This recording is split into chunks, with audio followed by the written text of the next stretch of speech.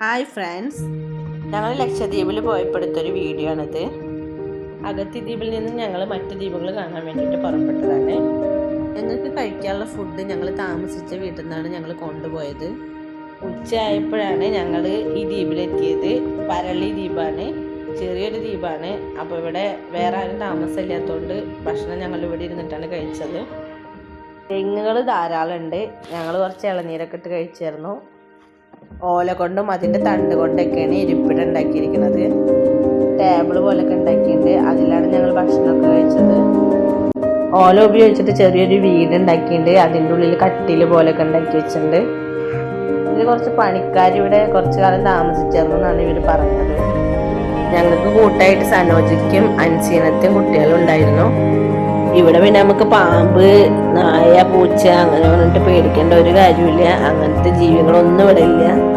അൻസീനത്താൻ്റെ മോളാണ് മാളു. ഇനി ഇവിടെ ഒരു ചെറിയ കിച്ചൺ ഉണ്ട്, അതൊക്കെ നമുക്ക് കാണാം.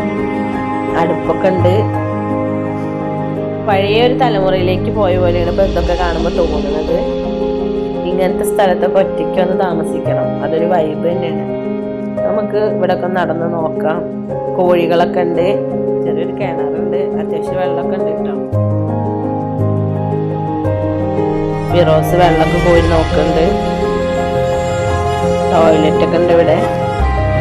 ഇനി ദ്വീപ് ഏതുവരെ ഉണ്ടെന്ന് നമുക്കൊന്ന് നടന്നു നോക്കാം.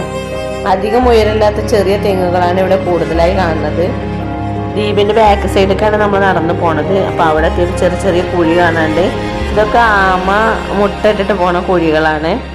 കുഞ്ഞുങ്ങളുണ്ടായി കഴിഞ്ഞാൽ 6 മാസം കഴിഞ്ഞാൽ ഒരു വെള്ളത്തിലേക്ക് ഇറങ്ങി പോവും. അപ്പോൾ ദ്വീപിൻ്റെ ബാക്ക് സൈഡ് കണ്ടില്ല, എന്ത് രസമാണ്. നല്ല ഭംഗിയുള്ള കല്ലുകളൊക്കെ ഇട്ട് ഇവിടെ മീനുകളൊക്കെ ഇങ്ങനെ കൂട്ടായിട്ട് വന്ന് നിൽക്കും. നല്ല അടിപൊളി സ്ഥലം തന്നെ കേട്ടോ. ആരും മിസ്സാക്കല്. ലക്ഷദ്വീപിൽ വരുന്നുണ്ടെന്ന് വെച്ചാൽ തീർച്ചയായിട്ടും ഈ പരളിയിലേക്കൊന്ന് വരണം.